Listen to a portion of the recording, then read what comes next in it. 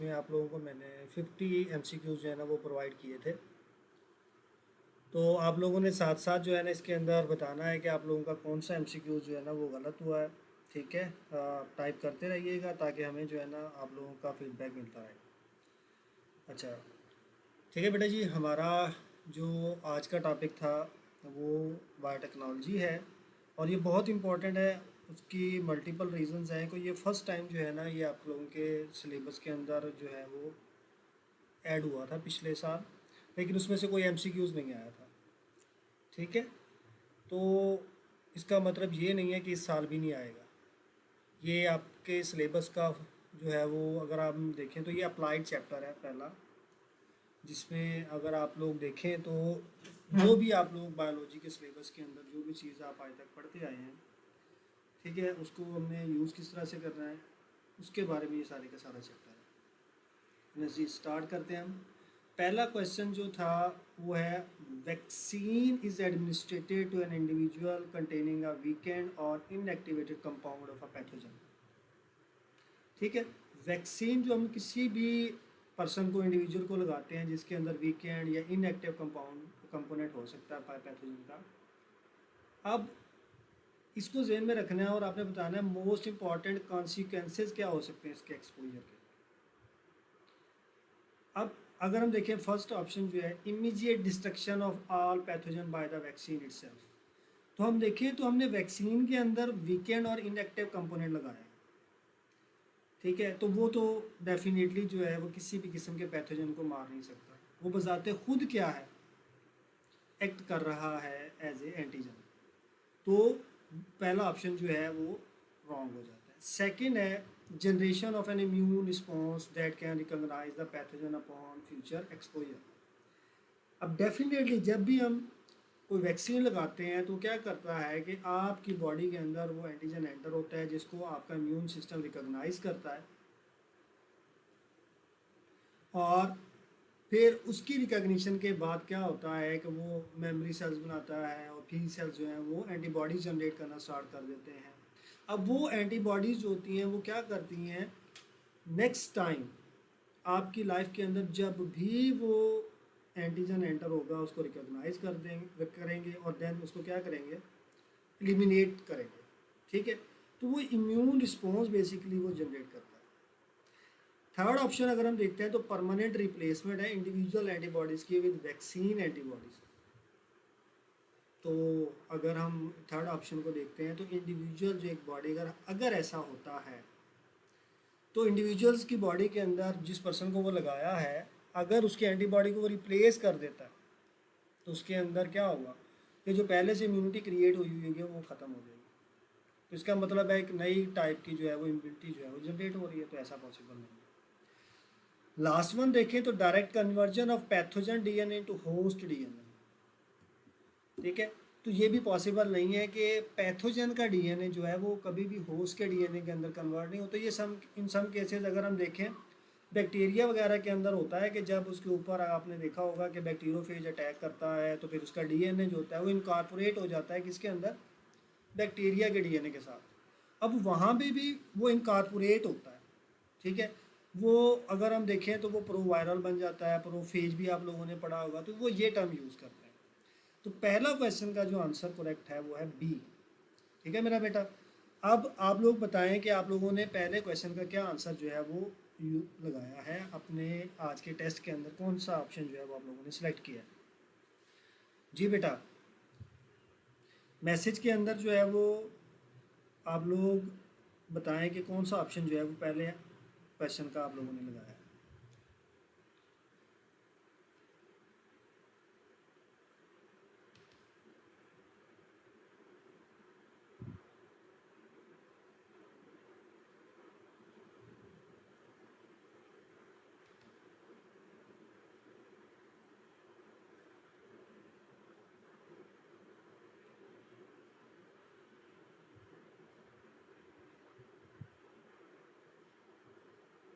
हाँ जी, अभी एक ऑप्शन आया है, पाकटीम उस बच्चे ने बताया है कि जी ऑप्शन बी है, तो बेटा बहुत अच्छी बात है कि आप लोगों ने बिल्कुल करेक्ट आंसर जो है ना वो इसका यूज़ किया है। अच्छा, अब हम चलते हैं नेक्स्ट क्वेश्चन की तरफ। ठीक है, सेकंड क्वेश्चन जो है वो हम इसका देखते हैं कि जी सेकंड क्वेश्चन में क्या था।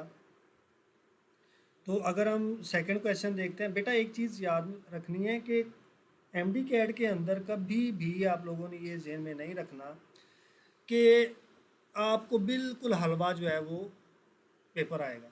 नो, ऐसा पॉसिबल नहीं है। ठीक है, सम टाइम ऐसा होता है कि आप लोगों को कुछ क्वेश्चन जो होते हैं वो इजी जो है वो आप लोगों को मिल जाते हैं, जिसमें 3-4 क्वेश्चन हो सकते हैं, लेकिन बाकी जो होते हैं वो लॉजिकल क्वेश्चंस होते हैं, जिसमें आप लोगों को लग रहा होता है कि सारे के सारे जो है ना वो एमसीक्यू जो हैं वो के options A B C D सारे के सारे ठीक हैं। तो ये चीज़ आपने जहन में रखनी है कि सारे ऑप्शंस को आपने पहले रीड आउट करना है, उन्हें समझना है और बहुत केयरफुली आप लोगों ने जो है ना उसको सिलेक्ट करना है। अच्छा मेरा बेटा, अब हम सेकंड क्वेश्चन देखते हैं। सेकंड क्वेश्चन है, Edward Jenner smallpox vaccination experiment demonstrated protection. ठीक है, कि जो एडवर्ड जेनर ने एक वैक्सीनेशन का एक्सपेरिमेंट किया था, आपको याद होगा कि मिल्क मेड के हैंड से उसने वो पस ली और फिर उसको लगा दी बच्चे को। इनिशियल एक्सपोजर जो था मटेरियल का, मटेरियल कौन सा यूज़ किया था? कॉपॉक्स लेजेंस का। अब उसकी वजह से हुआ क्या कि ये जो मटेरियल यूज़ किया है उसकी वजह से जिस पर्सन को लगाया गया उसके अंदर क्या चेंजेस आई? क्या उसने डिस्ट्रक्शन की सारे इम्यून सेल्स की? अगर तो वो डिस्ट्रक्शन करता है तो इसका मतलब है कि वो हमारी बॉडी के लिए हेल्पफुल नहीं है, तो हम उसको वैक्सीनेशन की कैटेगरीज के अंदर नहीं रखेंगे। या वो कभी भी जो वैक्सीन होती है वो पहले ट्रायल की जाए, अगर हम देखें तो अगर ऐसा होता कि वो सारे के सारे इम्यून सेल्स को मार देता, ठीक है, तो वो पर्सन जो होता है अल्टीमेटली क्या होना था? मल्टीपल जो है वो डिजीजेस जो है वो से हो जाती हैं, जैसे केस की केस के अंदर होता है। तो ये आंसर जो है ये हम नहीं चूज़ कर। सेकेंड ऑप्शन पे आते हैं, तो प्रोडक्शन एंटीबॉडीज़ की अगेंस्ट एवरी इन्फेक्शियस डिजीजेस। तो वैक्सीन के अंदर हम एक चीज़ पढ़ते हैं कि स्पेसिफिक एंटीजन या स्पेसिफिक डिजीज़ के अगेंस्ट या ग्रुप ऑफ डिजीज़ के अगेंस्ट जो है वो इम्यूनिटी प्रोवाइड करता है। तो वो एंटीबॉडीज़ हर किस्म के इन्फेक्शन के अगेंस्ट नहीं हो सकती। थर्ड ऑप्शन है direct modification of small pox pathogen. तो क्या जो उसने मटेरियल लगाया था उसकी वजह से स्मॉल पॉक्स पैथोजन जो था, क्या उसकी मॉडिफिकेशन हुई? नहीं, क्योंकि उसने लगाया क्या था? कॉपॉक्स। उसकी बॉडी के अंदर अगर पहले से स्मॉल पॉक्स होता तो वो डिजीज़ होती, पहली बात। ठीक है, और सेकंड, ये कभी भी स्मॉल पॉक्स को जो है ना वो मॉडिफाई नहीं कर पाएगा। लास्ट वन जो है development of immunity against specific antigen associated with the disease. तो ये इसका करेक्ट ऑप्शन है कि जो डेवलपमेंट है इम्यूनिटी की, ठीक है, जब आप वैक्सीन लगाते हैं तो वो आपके इम्यून सिस्टम को जाके एक्टिवेट करता है और एट द एंड पे क्या होता है कि वो एंटीबॉडीज़ की प्रोडक्शन स्टार्ट कर देता है और वो स्पेसिफिक वो ही एंटीजन जो आपने लगाया था उसके अगेंस्ट जो है वो आपको इम्यूनिटी प्रोवाइड करेगा। ठीक है, तो सेकंड क्वेश्चन का जो आंसर है वो हमारे पास क्या है? ऑप्शन है डी। क्लियर है बेटा जी? अब क्वेश्चन नंबर 3 की तरफ चलते हैं। Which vaccine production strategy most directly use recombinant DNA technology to avoid using the complete pathogen? ठीक है, अब आप लोगों ने नोट्स के अंदर भी और लेक्चर के अंदर भी ये चीज़ पढ़ी होगी कि जो सबसे मॉडर्न जो टेक्नोलॉजी है जिसके ज़रिए हम वैक्सीन प्रोड्यूस कर रहे हैं वो रिकम्बिनेंट डीएनए टेक्नोलॉजी है। तो उसमें हम कंप्लीट पैथोजन जो है वो यूज़ नहीं करते। ठीक है, उसकी वजह से हमें पता है कि अगर हम कंप्लीट पैथोजन जो अगर यूज़ करेंगे तो उसकी वजह से डेफिनेटली डिजीज़ होगी, सिम्टम्स होंगे। ठीक है, तो हम उसकी जगह क्या करते हैं? रिकम्बिनेंट डीएनए टेक्नोलॉजी यूज़ करते हैं। अब इसका फ़ायदा क्या है और कौन सी स्ट्रेटजी जो है वो यूज़ कर रही है? पहला इसका ऑप्शन है senses of selected antigen using a cloned gene. ठीक है, तो जो हम क्या करते हैं रिकम्बिनेंट डीएनए टेक्नोलॉजी के अंदर, किसी भी एंटीजन जो भी सिलेक्ट किया उसका क्लोन्ड जीन को सिलेक्ट किया जाता है। ठीक है, आप लोगों ने रिकम्बिनेंट डीएनए टेक्नोलॉजी के अंदर पढ़ा भी होगा कि हम एक जीन को क्लोन करते हैं इसके ज़रिए। तो डेफिनेटली जो आंसर है वो हमारा क्या है? ए है। हम बाकी ऑप्शन को भी देखते हैं। सेकेंड वन जो है वो administration of the entire live pathogen without modification. तो अगर ऐसा होता है लाइव पैथोजन जो है अगर हम वो एडमिट उसको इंजेक्ट कर रहे हैं बॉडी के अंदर, उसकी एडमिनिस्ट्रेशन कर रहे हैं, तो हमें पता है कि वो क्या करेगा, डिजीज़ काज करेगा। और लाइव पैथोजन का आप इंजेक्ट करना कभी भी रिकम्बिनेंट डीएनए टेक्नोलॉजी के अंदर नहीं आता। थर्ड वन है injection of unrelated antibodies into the patient. तो अगर हम अनरिलेटेड एंटीबॉडीज उस पेशेंट के अंदर इंजेक्ट करेंगे तो डेफिनेटली वो क्या होगा कि वो उस डिजीज़ के अगेंस्ट इम्यूनिटी प्रोवाइड नहीं करेगा। और अगर हम एंटीबॉडीज इंजेक्ट करते हैं तो वो क्या कहलाता है, पैसिव इम्यूनिटी। तो पैसिव इम्यूनिटी कभी भी वैक्सीन प्रोडक्शन स्ट्रेटजी या वैक्सीन प्रोडक्शन की टर्म के अंदर नहीं आती। लास्ट वन है use of only red blood cell isolated from the pathogen host. ठीक है, अगर हम देखें कि रेड ब्लड सेल्स जो हैं वो आपने यूज़ किए हैं फ्रॉम द पैथोजन होस्ट। अगर हम किसी भी ह्यूमन की बात करते हैं तो आपने उसका रेड ब्लड सेल यूज़ किया, तो रेड ब्लड सेल के अंदर डीएनए होता ही नहीं। ठीक है, और हम होस्ट का कभी भी डीएनए जो है वो यूज़ नहीं करते। हमने क्या करना है, पैथोजन का डीएनए लेना है, उसको क्लोन करना है, उसके अगेंस्ट एंटीबॉडीज़ बनेगी। अगर हम होस्ट का डीएनए लेंगे तो उसके अगेंस्ट क्या होगा, उसकी डीएनए को अगर हम एडमिनिस्ट्रेट कर भी देते हैं उसकी बॉडी के अंदर, तो वो अगर कोई किसी किस्म की प्रोटीन बनाता है तो वो इम्यून रिस्पॉन्स जो होगा वो ऑटो इम्यून रिस्पॉन्स कहलाएगा, तो वो हम यूज़ नहीं करेंगे। क्लियर है। तो क्वेश्चन नंबर 3 का जो आंसर बनता है मोस्ट रिलेटिव वो है ऑप्शन ए। जी बेटा, अब क्वेश्चन नंबर 3 में आप लोगों ने कौन सा आंसर जो है वो सिलेक्ट किया है, ज़रा बताएं।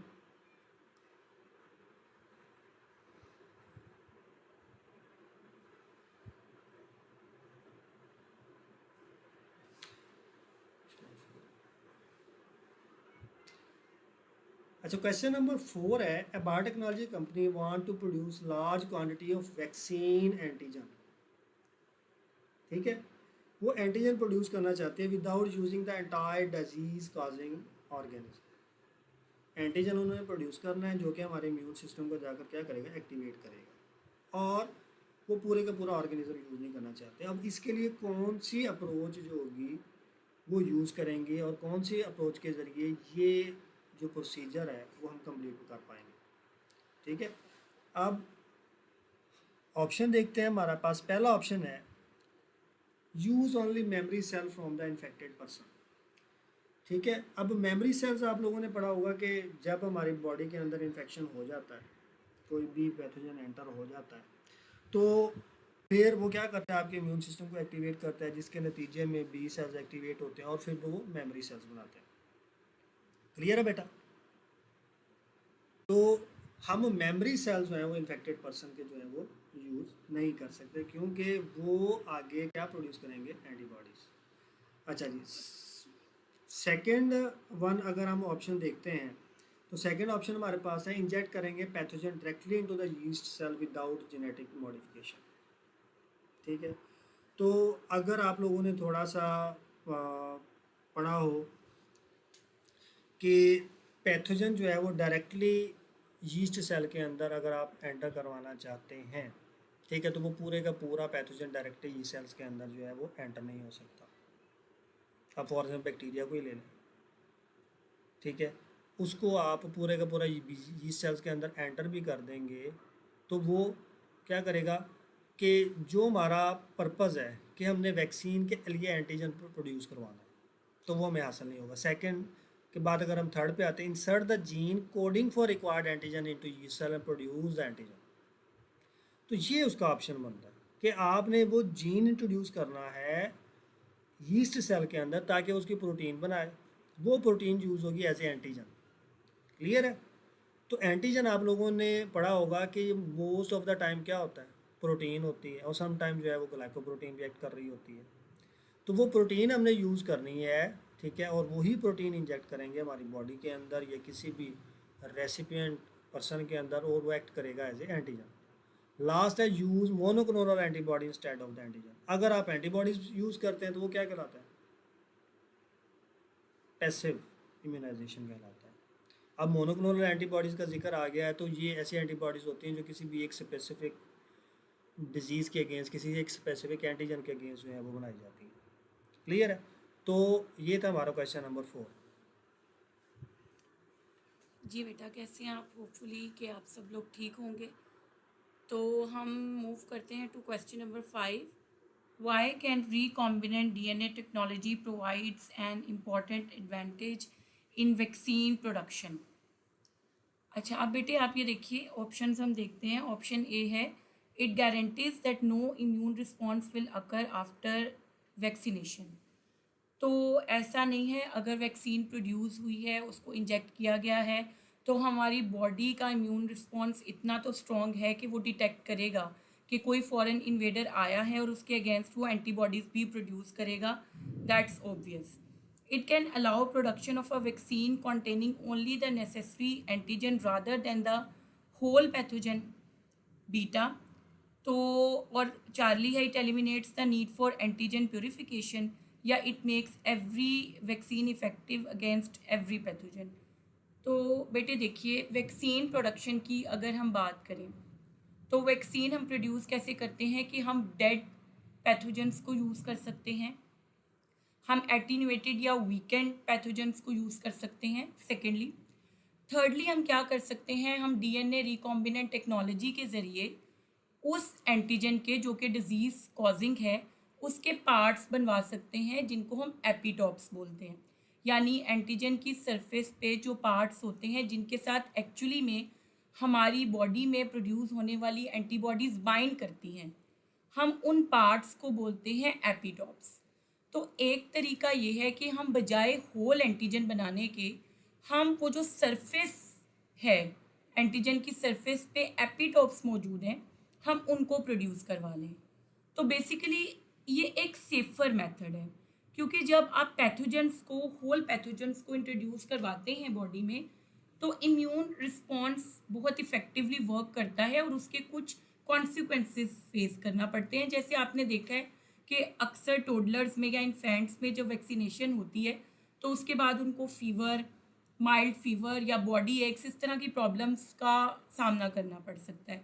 लेकिन जब आप एंटीजन्स इंट्रोड्यूस करवाते हो तो उसमें ये होता है कि वो सेफ़र होता है, कि आपको होल पैथोजन इंट्रोड्यूस नहीं करवाना पड़ता, सिर्फ आप उसके पार्ट्स को इंट्रोड्यूस करवाते हैं, इम्यून रिस्पॉन्स भी ट्रिगर हो जाता है, एंटीबॉडीज़ भी प्रोड्यूस हो जाती हैं। तो अगर उसके अकॉर्डिंग हम देखें तो क्वेश्चन ये था कि why can recombinant DNA technology provide an important advantage. Advantage क्या है? तो अगर आप इन चारों ऑप्शंस को देखेंगे तो it can allow production of a vaccine containing only the necessary antigen rather than the whole pathogen. आप होल पैथोजन इंट्रोड्यूस करवाने की बजाय उन्हीं पार्ट्स को प्रोड्यूस करवाएंगे। और आपको पता है कि बेसिकली एपिटॉप सरफेस मार्कर्स होते हैं एंटीजन के, जिनके अगेंस्ट हमारी एंटीबॉडीज़ एक्ट करती हैं, और एंटीबॉडीज़ के वो पोर्शंस जो कि बाइंड करते हैं एंटीजन की सरफेस पे, उनको हम क्या बोलते हैं? पैराटॉप्स।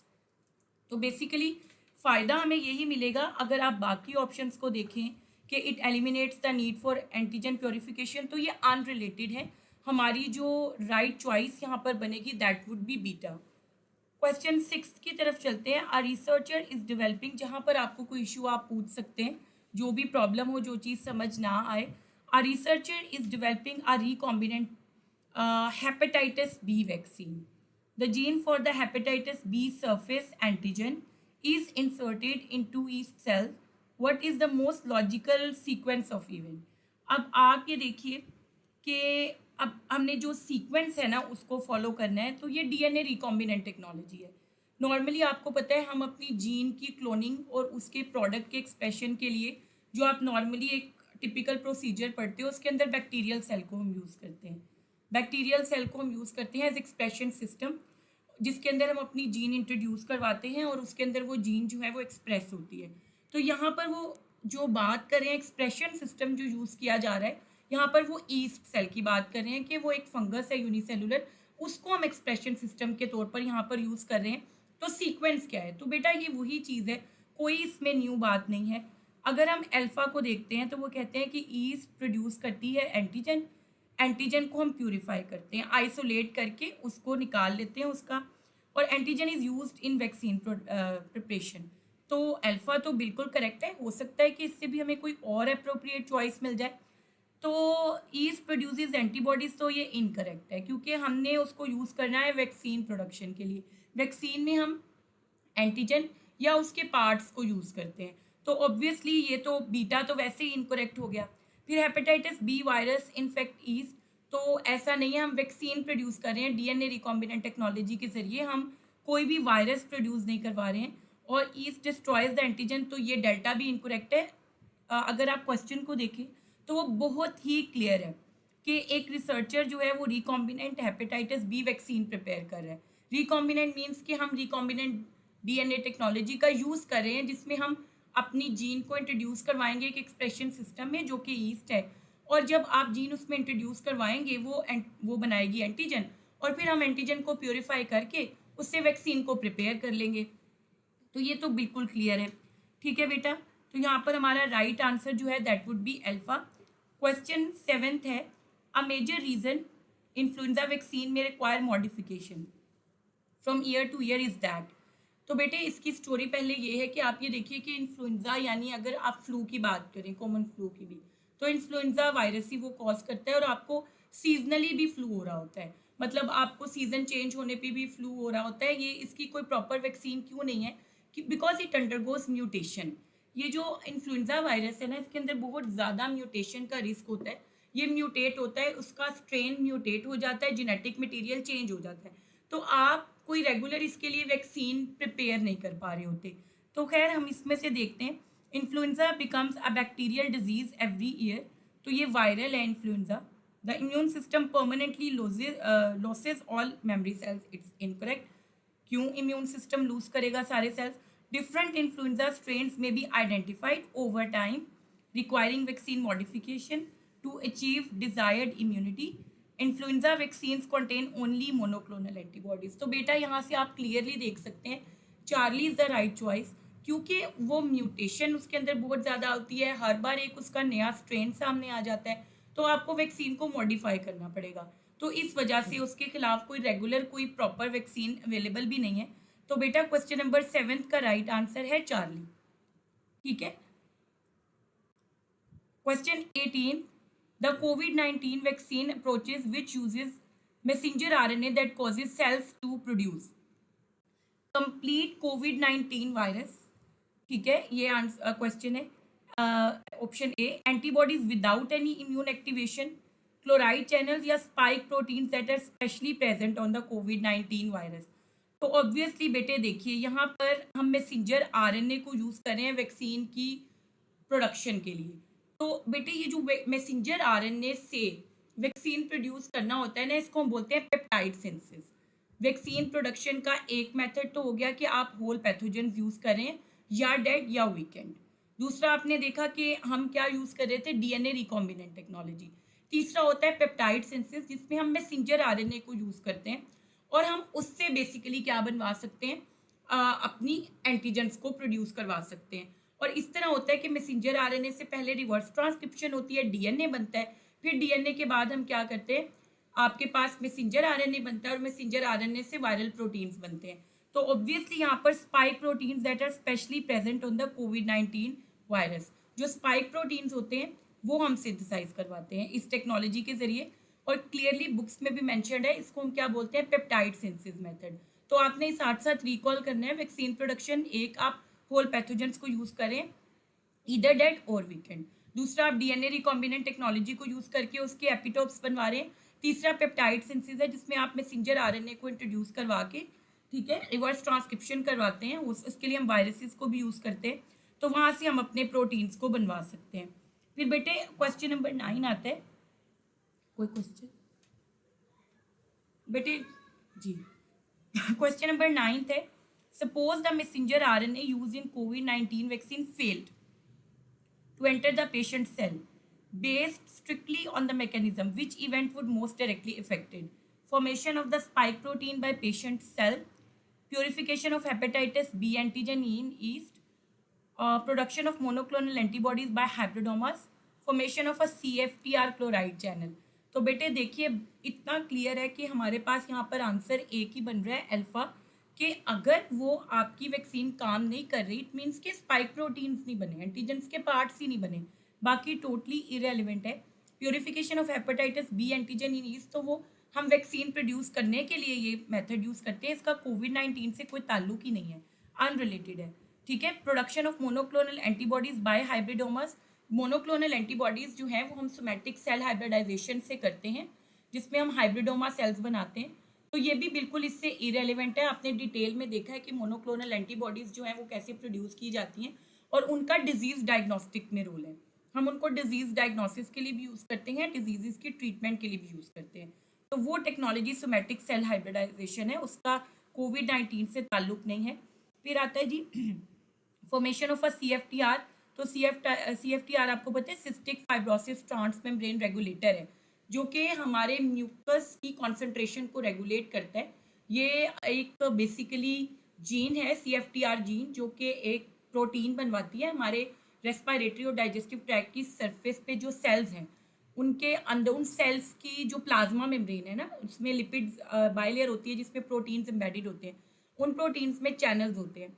वो चैनल्स क्या करते हैं, क्लोराइड आइंस को रिलीज करते हैं, जिसकी वजह से बाहर कॉन्सेंट्रेशन बढ़ती है और पीछे से वाटर आता है और म्यूकस थिन हो जाता है। ठीक है, म्यूकस सिक्रीट होता है। तो बेसिकली जो CFTR जीन है उसका ताल्लुक तो म्यूकस की कॉन्सेंट्रेशन को रेगुलेट करने से है, तो ये भी इरेलीवेंट है। तो आंसर सिर्फ हमारे पास बनेगा यहाँ पे अल्फा। अच्छा बेटा, नेक्स्ट क्वेश्चन है, malarial vaccine differ from a conventional vaccine approach because it uses.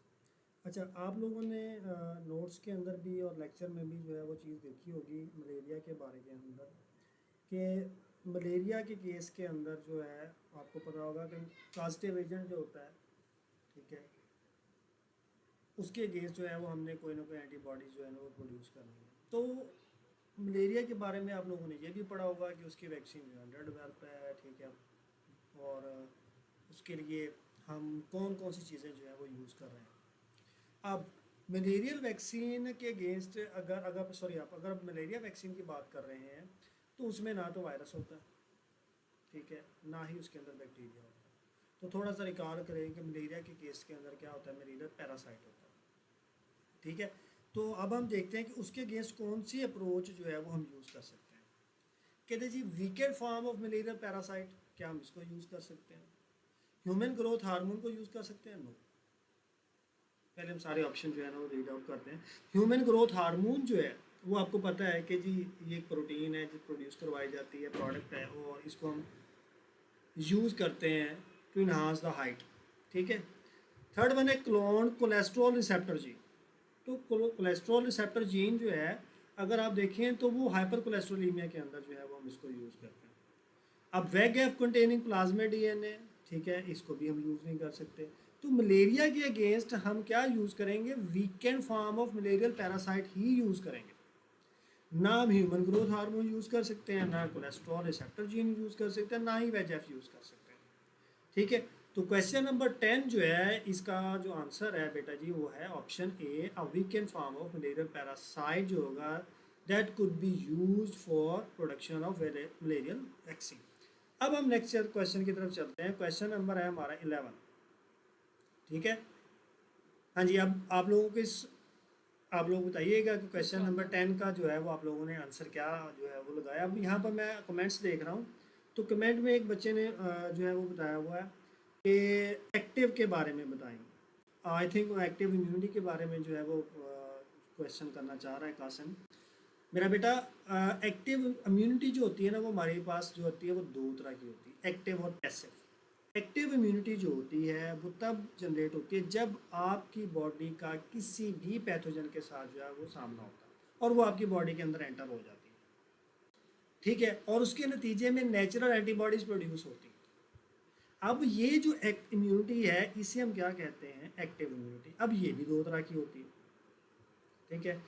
अब एक जो है वो नेचुरल, अगर जिस तरह के मैंने आपको बताया कि नेचुरल है कि आप बीमार हुए, ठीक है, कोई भी बुखार होता है, फीवर, जैसा कि आपको हम नॉर्मल रूटीन के अंदर भी हमें फीवर होता रहता है, तो उसके इसके अगेंस्ट क्या होगा, कोई बैक्टीरिया आपकी बॉडी के अंदर एंटर होता है, इंक्यूबेशन पीरियड गुजारता है, उसके बाद जो है उसकी तादाद इतनी ज़्यादा हो जाती है कि सिम्टम नज़र आना शुरू होते हैं, फीवर हो जाता है, और आफ्टर 4 to 5 days आप एंटीबायोटिक वगैरह यूज़ करते हैं अगर, ठीक है, और आप ठीक हो जाते हैं। तो इसका मतलब है कि आप नेचुरली उस प्रोसेस में से गुजर चुके हैं और आपकी बॉडी के अंदर वो एंटीबॉडीज जो हैं वो जनरेट हो चुकी हैं, वो तो ये नेचुरल है।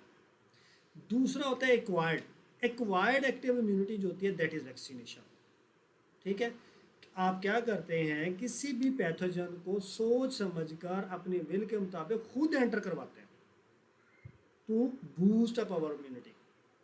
ठीक है, तो एक्टिव इम्यूनिटी बेसिकली क्या है कि जब आपकी बॉडी किसी भी पैथोजन के साथ इनकाउंटर करेगी, वो पैथोजन आपकी बॉडी के अंदर एंटर होगा, इम्यून सिस्टम एक्टिवेट होगा और वो एंटीबॉडीज़ की प्रोडक्शन करेगा जो कि फ्यूचर में आने वाले सेम पैथोजन को क्लियर करने की सलाहियत रखता है। ठीक है बेटा। अच्छा जी, अब एक कमेंट है जी, hepatitis B vaccine DNA virus है मैडम। बेटा hepatitis B vaccine DNA virus है, मुझे इस चीज़ की समझ नहीं आ रही कि आप इसमें पूछना क्या चाह रहे हैं। एक्चुअली जो हेपेटाइटिस बी है वो एक डबल स्टैंडर्ड डीएनए वायरस है। ठीक है, उस केस के अंदर जो हम वैक्सीन यूज़ कर रहे होते हैं वो उसके HBS हेपेटाइटिस बी का सरफेस एंटीजन को यूज़ कर रहे होते हैं, पूरे का पूरा वायरस यूज़ नहीं किया जाता। अगर पूरा वायरस यूज़ करेंगे तो क्या होगा, डेफिनेटली वो जाएगा, वो मल्टीप्लाई करेगा, आपके लिवर को डैमेज करेगा, हेपेटाइटिस काज कर देगा। तो हमने उसका कुछ हिस्सा लेना है, वो हिस्सा कौन सा है, HBsAg hepatitis B surface antigen है जो कि यूज़ की जाती है। क्लियर है बेटा। अच्छा जी, अब आपका कोई क्वेश्चन है तो आप इसमें क्वेश्चन नंबर और आगे अपना क्वेश्चन लिख दें, मैं हम उसको जो है ना 1 बाय 1 जो है ना वो रिस्पॉन्स करेंगे। अच्छा जी, नेक्स्ट क्वेश्चन है हमारे पास क्वेश्चन नंबर 11। ठीक है, क्वेश्चन नंबर 11 जो है कहते हैं patient sample contain a particular antigen associated with the disease. उसके अंदर कोई बैक्टीरिया कोई वायरस मौजूद है। अब एक लेबोरेटरी क्या कहती है, wants an antibody preparation that recognize that specific antigen consistently. अब लेबॉर्ट्री या कोई साइंटिस्ट क्या करता है कि वो ऐसी एंटीबॉडीज़ प्रोड्यूस करना चाहता है जो उस एंटीजन को कंसिस्टेंटली डिटेक्ट कर सके। अब इसके लिए कौन सी बायोटेक्नोलॉजिकल प्रोडक्ट जो है वो मोस्ट अप्रोप्रिएट होगी। अब देखें, वो एक स्पेसिफिक एंटीजन को की डिटेक्शन के बारे में बात कर रहा है। तो उसमें पहला ऑप्शन जो है वैक्सीन कंटेनिंग वीकेंड पैथोजन। तो वैक्सीन के अंदर भी तो क्या होता है, एंटीजन ही होता है, तो वो उसे कैसे डिटेक्ट कर लेगा। ठीक है, उसने एंटीबॉडीज़ प्रोड्यूस करवानी है, तो एंटीजन को डिटेक्ट करने के लिए हमें एंटीबॉडीज़ चाहिए। सेकेंड ऑप्शन है DNA RNA प्रोब।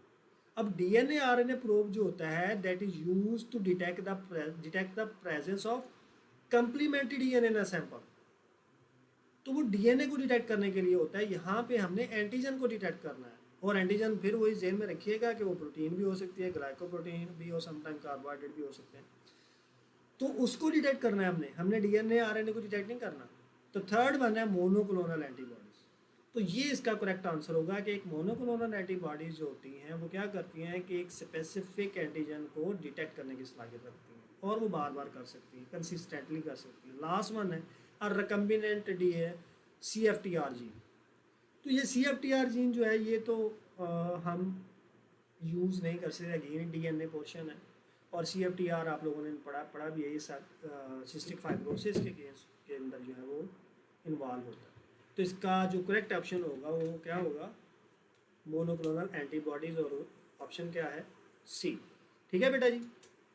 अब हम चलते हैं क्वेश्चन नंबर 12 की तरफ कि why monoclonal antibodies particularly useful for detecting specific disease associated molecule.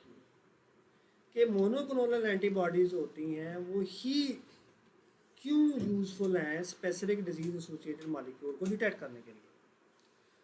Monoclonal antibodies के बारे में आप लोगों ने पढ़ा होगा कि वो किसी भी एंटीजन को, ठीक है, किसी भी डिजीज एसोसिएटेड पार्टिकल को डिटेक्ट कर लेती है, वो स्पेसिफिक होती है।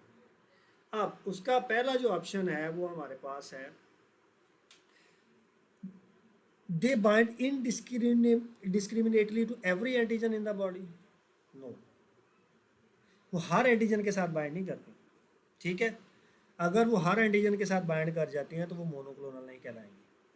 ठीक है, सेकेंड है they are identical antibodies produced by identical immune cell population and can target a specific antigen. तो ये इसका ऑप्शन है कि जितनी भी मोनोक्लोनल एंटीबॉडीज़ होती हैं वो सारी की सारी एक जैसी होती हैं और एक तरह के ही इम्यून सेल्स जो हैं उसे प्रोड्यूस कर रहे होते हैं। ठीक है, हम क्या करते हैं कि जब इसकी प्रोडक्शन आप लोगों ने देखी होगी तो हम हाइब्रिडोमा प्रोड्यूस करते हैं जो एक जैसा सेल, जो सेल्स एक स्पेसिफिक टाइप की एंटीबॉडीज़ प्रोड्यूस कर रहे होते हैं, हम उसे आइसोलेट कर लेते हैं और फिर उससे एंटीबॉडीज़ की प्रोडक्शन करवाते हैं। क्लियर हो गया। थर्ड ऑप्शन ये they contain entire genome of the pathogen. तो जो मोनोक्लोनल एंटीबॉडीज़ हैं, ठीक है, वो बेसिकली प्रोटीन है, तो यहाँ पे जीनोम है तो डेफिनेटली वो हम यूज़ नहीं करते। थर्ड वन है they permanently alter the patient's immune system. अगर ऐसा है कि वो पेशेंट के इम्यून सिस्टम को परमानेंटली आल्टर कर देगा तो ये भी गलत है। तो मोनोक्लोनल एंटीबॉडीज़ जो हैं वो स्पेसिफिक डिजीज़ एसोसिएटेड मालिक्यूल को डिटेक्ट करते हैं क्योंकि वो आइडेंटिकल होती हैं और आइडेंटिकल इम्यून सेल्स जो है उन्हें प्रोड्यूस कर रहे होते हैं। तो इसका करेक्ट आंसर है बीटा। 13 पढ़ते हैं जी। During monoclonal antibody production spleen cell from an immunized animal are fuse with the myeloma cells. ठीक है, कि हम क्या करते हैं कि स्प्लीन सेल जो किसी भी इम्यूनाइज्ड एनिमल जैसे कि रैट वगैरह के हैं उसको फ्यूज़ किया जाता है माइलोमा सेल्स के साथ। अब इसकी फ्यूजन का मेजर एडवांटेज क्या है, अब जब वो हाइब्रिडोमा प्रोड्यूस कर रहे हैं तो हम इसके ऑप्शन देखते हैं। आप लोगों ने पढ़ा होगा कि जब इम्यूनाइज्ड एनिमल के सेल्स होते हैं वो माइलोमा सेल के साथ जब उसे फ्यूज़ किया जाता है तो हाइब्रिडोमा बन जाता है। अब हाइब्रिडोमा बनाने का क्या मकसद है, उसका पहला ऑप्शन जो है वो हमारे पास है कि जी it can produce antibodies but can not survive in culture. ठीक है, पहला जो ऑप्शन है, तो अगर तो वो एंटीबॉडीज़ प्रोड्यूस कर सकता है और कल्चर के अंदर सर्वाइव नहीं कर सकता तो फिर हम उसे तो अगेन एंड अगेन जो है वो यूज़ ही नहीं कर सकते। सेकेंड है it can multiply and provide a continuous source of desired antibodies. अब जो माइलोमा और जो हमारे इम्यूनाइज्ड एनिमल के सेल्स होते हैं जब वो मिक्स होते हैं जिसको हम हाइब्रिडोमा कहते हैं, उसके अंदर एबिलिटी होती है कि वो डिवाइड कर सके और वो कंटिन्यूस सोर्स बन सके एंटीबॉडी का, जिसे हम मोनोक्लोनल एंटीबॉडी कहते हैं। तो इसका करेक्ट आंसर हमारे पास क्या है, बीटा। थर्ड ऑप्शन देखते हैं destroy all antigen present in the culture medium.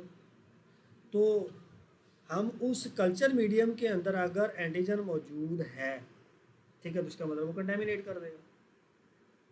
तो सी ऑप्शन भी जो है वो इनकरेक्ट है। अगर डेल्टा की तरफ आते हैं produce every type of antibodies simultaneously, तो ये भी गलत है क्योंकि जो हाइब्रिडोमा है तो वो हर तरह के, अगर जब फॉर एग्जांपल हम कहते हैं कि जी वो प्रोड्यूस करते हैं, जब हम बात करते हैं ना मोनोक्लोनल एंटीबॉडी प्रोडक्शन की, तो उसमें एक स्पेसिफिक टाइप की एंटीबॉडी प्रोड्यूस की जाती है, सारी नहीं।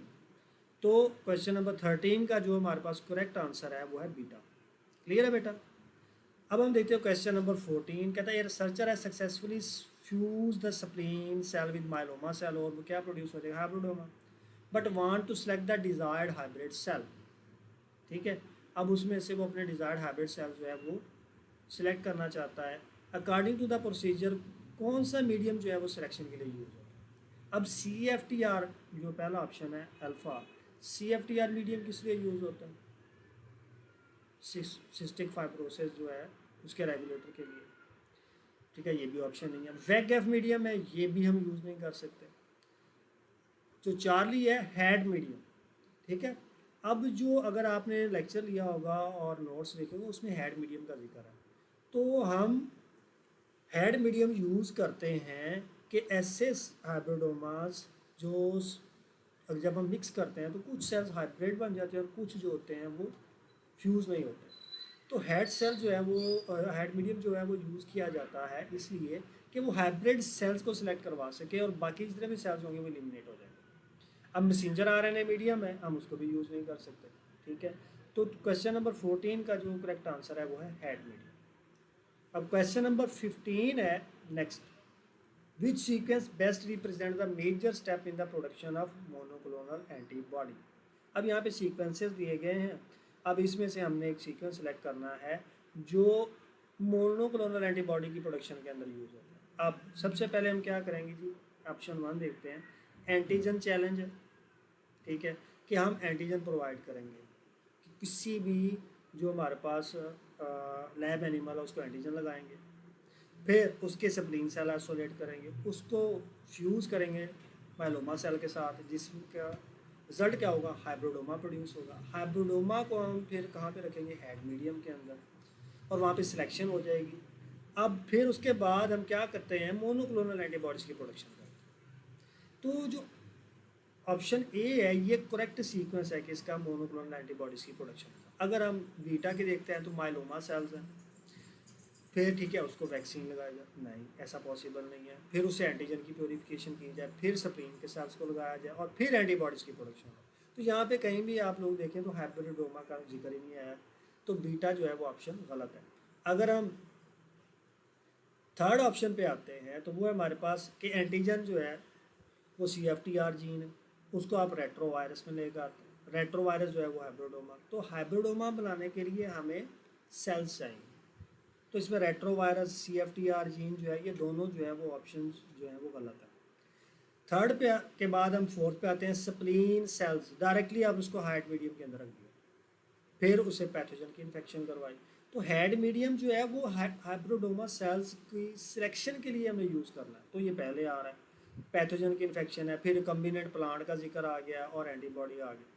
तो ये एंटीबॉडी की प्रोडक्शन जो है वो एनिमल सेल्स के ज़रिए होती है, ठीक है। और यहाँ पर हम प्लांट का जिक्र आ गया, तो ये ऑप्शन भी जो होगा वो गलत है। क्लियर है बेटा? तो क्वेश्चन नंबर 15 का आंसर होगा ए। जी बेटा, क्वेश्चन नंबर 16। जी बेटा, क्वेश्चन नंबर 16 से पहले मैं आपको बता देती हूँ, मैं ये मैसेजेस आपके साथ साथ पढ़ रही थी। मोनोक्लोनल एंटीबॉडीज़ बेटा क्या होते हैं कि आप ये देखिए, जब भी कोई एंटीजन हमारी बॉडी में एंटर होता है ना, तो हमारी बॉडी ना पॉलीक्लोनल रिस्पॉन्स शो करती है, ठीक है। जैसे कोई एंटीजन को हम इम्यूनोजन भी बोलते हैं और पैथोजन भी बोलते हैं। तो जब भी कोई बैक्टीरिया या वायरस हमारी बॉडी में दाखिल होता है ना, तो हमारी बॉडी ना पॉलीक्लोनल रिस्पॉन्स शो करती है। इट मीन्स कि वो डिफरेंट टाइप्स की एंटीबॉडीज़ बनाती है, जो कि किसी भी पैथोजन की डिस्ट्रक्शन के लिए यूज़ होती है। मतलब डिफरेंट के लिए डिफरेंट एंटीबॉडीज़ प्रोड्यूस होती हैं, लेकिन हमारा जो रिस्पॉन्स होता है ना वो पॉलीक्लोनल होता है। इसका मतलब ये होता है कि जब भी कोई बैक्टीरिया या वायरस बॉडी में दाखिल होगा तो बॉडी मल्टीपल टाइप्स की एंटीबॉडीज़ प्रोड्यूस करेगी। तो उनमें से जो एंटीबॉडी उस एंटीजन के अगेंस्ट होगी वो उसके साथ बाइंड करेगी, एंटीजन एंटीबॉडी कॉम्प्लेक्सेस बनाएगी, पकड़ लेगी पैथोजेंस को, पैथोजेंस पकड़े जाएंगे और उनको फिर फेगोसिटिक सेल्स के हवाले कर देगी, वो उनको फेगोसाइटोस करके ख़त्म कर देंगे, ठीक है। ये हमारा नॉर्मल रिस्पॉन्स है कि कोई भी पैथोजन जब बॉडी में दाखिल हुआ तो बॉडी ने डिफरेंट टाइप्स की एंटीबॉडीज़ प्रोड्यूस की, तो उनमें से स्पेसिफिक एंटीबॉडीज़ जो उस एंटीजन के साथ बाइंड कर सकती थी वो बाइंड की। मोनोक्लोनल एंटीबॉडीज़ का ज़्यादा रोल है डिजीज़ डायग्नोसिस में, ठीक है, प्रेगनेंसी किट टेस्ट्स में। उसमें हम ये करते हैं कि monoclonal antibody specifically against one antigen होती है, ठीक है। उसके बनाने का तरीका जो होता है, अभी सर ने आपको डिटेल में एक्सप्लेन किया, हम उसको बोलते हैं somatic cell hybridization. Somatic cell hybridization में हम ये करते हैं कि जो रैट है वो आपने लिया, जिस एंटीजन के अगेंस्ट आप एंटीबॉडी बनाना चाहते हैं आपने वो इंजेक्ट किया उसके अंदर। इंजेक्ट करने के बाद क्या होगा कि जो plasma clone cells, B lymphocytes activate होंगे रैट में, वो प्लाज्मा क्लोन सेल्स बनाएंगे और वो बनाएंगे एंटीबॉडीज़। अब उसमें ही होता है कि हम उसके स्प्लीन सेल्स को लेते हैं जो कि बी लिम्फोसाइट्स बना रहे होते हैं और वो प्लाज्मा क्लोन सेल्स बनाते हैं। फिर हम स्प्लीन सेल्स को ना फ्यूज़ करवा देते हैं माइलोमा सेल्स के साथ, यानी कैंसरस सेल्स के साथ, क्योंकि उनकी डिवीजन बहुत रैपिड होती है। तो वो रैपिडली डिवाइड करते हैं, जिसकी वजह से हमें एक बहुत बड़ा क्लोन मिल जाता है एंटीबॉडीज़ का। तो वो एक स्पेसिफिक एंटीजन के अगेंस्ट आपने जो एंटीबॉडीज़ थी वो बनवाई, वो आपको मिल गई हैं। वो मोनोक्लोनल एंटीबॉडीज़ हैं, वो एक एंटीजन के अगेंस्ट बनी हुई हैं, जो आपने स्प्लीन सेल्स से, जो बी लिम्फोसाइट्स लिए थे, उनको माइलोमा सेल्स के साथ जब फ्यूज़ करवाया, जिसको हम सोमैटिक सेल हाइब्रिडाइजेशन कहते हैं, जब हाइब्रिडोमा बना तो उससे आपको आपकी स्पेसिफिक एंटीबॉडीज़ मिल गई। अब क्या होगा कि लेट सपोज कि पहले ये होता था कि जब किसी का, जैसे टाइफाइड है किसी को, अगर डिटेक्ट नहीं हो पा रहा कि कौन से बैक्टीरिया की वजह से है, तो उसके लिए बैक्टीरियल कल्चर लगाया जाता था। 7 दिन बाद, 3 दिन बाद, हफ्ते बाद जाके ना रिपोर्ट आती थी। उसमें ये होता है कि आपने एक सैंपल लिया, उसके अंदर आप मोनोक्लोनल एंटीबॉडीज़ ऐड कर दें डिफरेंट, वो जो मोनोक्लोनल एंटीबॉडीज़ जाकर बाइंड कर जाएंगी ना एंटीजन के साथ, इट मीन्स के वो वाला एंटीजन है जो डिजीज़ कॉज कर रहा है। तो डिजीज़ डायग्नोसिस में इसका बहुत ज़्यादा रोल है मोनोक्लोनल एंटीबॉडीज़ का, ये एंटीबॉडीज़ वैसे किसी भी प्रोटीन के साथ बाइंड कर सकती हैं और ये एमसीक्यू भी आ चुका है। इनका ज़्यादा जो बेसिकली रोल है ना वो प्रेगनेंसी किट में है, जिसमें HCG के साथ मोनोक्लोनल एंटीबॉडीज़ जो है ना वो बाइंड करती हैं ह्यूमन कोरियोनिक गोनाडोट्रोपिन के साथ, और आप देखिए उसका रिजल्ट बहुत ज़्यादा इंस्टेंट होता है। तो मोनोक्लोनल एंटीबॉडीज़ वो होती हैं जो कि डिज़ाइंड होती हैं स्पेसिफिकली एक प्रोटीन के साथ बाइंड करने के लिए। बेटा नेसेसरीली हो नहीं सकता कि वो सिर्फ पैथोजन हो, वो किसी भी प्रोटीन के साथ बाइंड कर सकती हैं। वो कोई प्रोटीन जो है वो हार्मोन भी हो सकता है, कोई पैथोजन भी हो सकता है। तो ये है मोनोक्लोनल एंटीबॉडीज़ जो कि एक स्पेसिफिक एंटीजन के अगेंस्ट होती हैं, और हम उसको डिटेक्ट करने के लिए हम ढेरों जब मोनोक्लोनल एंटीबॉडीज़ बनवाते हैं ना अलग अलग, तो हमें अगर एंटीजन का नहीं पता चल रहा, जब हम उसमें ऐड करेंगे अपनी मोनोक्लोनल एंटीबॉडीज़, तो जिस एंटीजन के साथ बाइंड करेंगे वो पकड़ा जाएगा। इट मीन्स कि वही वाला एंटीजन डिजीज कॉज कर रहा है। तो बेटे अब आपके पास आता है हमारा नेक्स्ट क्वेश्चन, क्वेश्चन 16। ठीक है, अगर आप मज़ीद डिटेल में भी हम इसको डिस्कस कर लेंगे अगर आपको ये क्लियर नहीं हुआ। डीएनए और आरएनए प्रोब, ठीक है, डीएनए और RNA probe is designed to detect a pathogen whose nucleic acid sequence is known. The probe will be most effective when its sequence is identical. तो बेटे अगर आइडेंटिकल होगी तो वो उसके साथ बाइंड कैसे करेगा? हमेशा जो न्यूक्लियोटाइड सीक्वेंसेस बाइंड करती हैं ना वो होती हैं हमारे पास कॉम्प्लीमेंट्री। ए के साथ टी होगा, जी के साथ सी होगा, ए के साथ ए बाइंड नहीं कर सकता, तो सिंपली ये तो इनकरेक्ट है। Complementary to the relevant pathogen sequence, तो beta is the correct choice कि ए के साथ जो है वो टी, जी के साथ सी। कॉम्प्लीमेंट्री प्रॉब हमेशा कॉम्प्लीमेंट्री होता है, वो जाके हाइब्रिडाइज कर देता है डीएनए या आरएनए को। तो complementary only to human antibodies, तो इट्स इनकरेक्ट। जो बेसिकली होते हैं ये न्यूक्लिक एसिड्स को डिटेक्ट करने के लिए होते हैं प्रॉब्स, तो यहाँ पर अनरिलेटेड टू द पैथोजन ये भी इनकरेक्ट है। तो राइट आंसर जो है क्वेश्चन 16 का बीटा है। आई होप कि आप सबका ये बिल्कुल ठीक होगा, आपने डिटेल में लेक्चर सुना, सारे उसमें से क्वेश्चन पूछे जा रहे हैं। कंसीडर द पैथोजन सीक्वेंस 5 से 3 उन्होंने बताया हुआ है बेटा, ATGCA। तो हमारे पास जो है आंसर क्या होगा, तो आपने बिल्कुल इसके कॉम्प्लीमेंट्री वाला चूज कर लेना है, जो बिल्कुल इसके कॉम्प्लीमेंट्री है। जो कॉम्प्लीमेंट्री है सीक्वेंस आप देख सकते हैं वो कौन सी है, TACGGT बीटा, ये बिल्कुल उसके कॉम्प्लीमेंट्री सीक्वेंस है।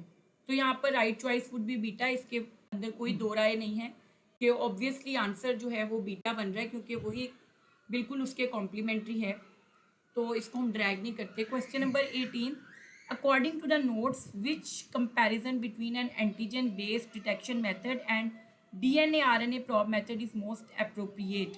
अब आप ये देखिए बेटे, ये जो डीएनए या आरएनए प्रोब्स होते हैं ये तो डिटेक्ट करते हैं न्यूक्लिक एसिड्स को, ये जाकर न्यूक्लिक एसिड्स को हाइब्रिडाइज करते हैं, ठीक है।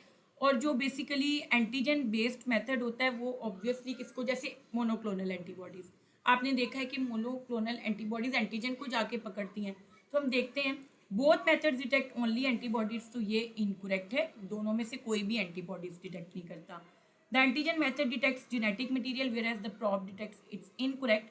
जो एंटीजन मेथड होता है वो डिटेक्ट करता है एंटीजन को ही, ठीक है, जिसमें हम मोनोक्लोनल एंटीबॉडीज को यूज़ करते हैं एंटीजन को डिटेक्ट करने के लिए, और जो प्रोब होता है वो हमारे पास ये न्यूक्लिक एसिड्स को डिटेक्ट करता है, तो इनकरेक्ट।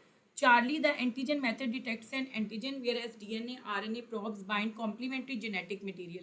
तो बेटा ये चार्ली सबसे बेस्ट चॉइस है यहाँ पर कि एंटीजन मेथड जो होता है वो एंटीजन को डिटेक्ट करता है। जैसे कि आप देखते हैं मोनोक्लोनल एंटीबॉडीज़ के अंदर हम मोनोक्लोनल एंटीबॉडीज़ के जरिए डिटेक्ट करते हैं एंटीजन को, तो सिंपली बेटा यहाँ पर आंसर चार्ली है। Both method require the complete pathogen, तो ये डेल्टा इनकरेक्ट है, ये ट्रेडिशनल मेथड्स हैं कल्चरेशन के। A diagnostic laboratory needs a method that can detect a pathogen by recognizing its genetic sequence। बेटे 18th का आंसर चार्ली है, ठीक है। फिर उसके बाद 19th है, diagnostic laboratory needs a method that can detect a pathogen by recognizing its genetic sequence which approach directly fits this requirement. तो स्टेटमेंट बहुत क्लियर है, DNA RNA probes genetic sequence की बात हो रही है, इट मीन्स के न्यूक्लियोटाइड सीक्वेंस की बात हो रही है, तो हम उसके लिए डीएनए और आरएनए प्रोब्स को ही यूज़ करेंगे। अल्फा मोनोक्लोनल एंटीबॉडी अगेंस्ट सीएफटीआर, तो मोनोक्लोनल एंटीबॉडीज़ को तो हम यूज़ करेंगे किसके लिए, एंटीजन बेस्ड मेथड में, एंटीजन को डिटेक्ट करने के लिए। Vaccine containing a weekend pathogen unrelated, और स्टेम सेल थेरेपी अनरिलेटेड, तो obviously alpha is the right choice यहाँ पर। स्टेम सेल थेरेपी में आपने एक्स वीवो जीन थेरेपी को डिटेल में पढ़ा है और आगे एमसीक्यूज उससे रेलिवेंट आएंगे तो वो आपसे डिस्कस भी किए जाएंगे।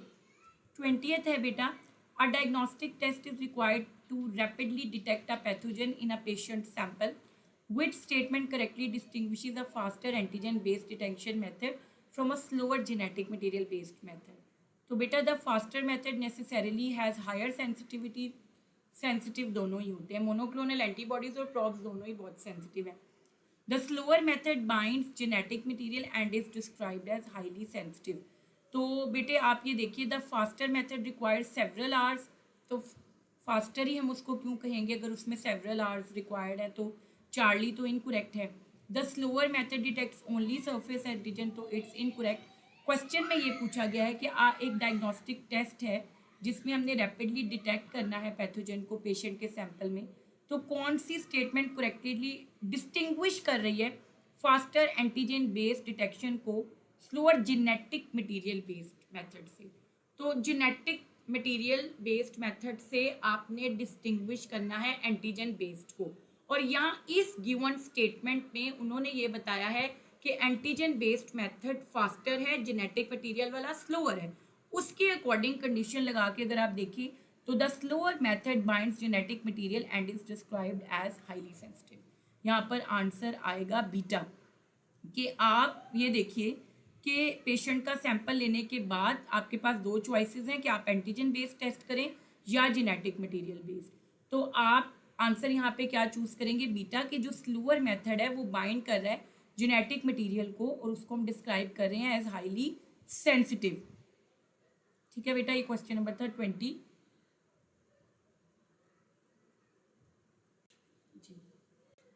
अच्छा, नेक्स्ट क्वेश्चन हमारे पास बेटे अगर किसी का कोई क्वेश्चन है तो बेटा आप कोई भी बात ना समझ आई हो आप पूछ लें, हम दोबारा मैसेज कर दें, ठीक है, आपका उसका आंसर जो है वो दिया जाएगा।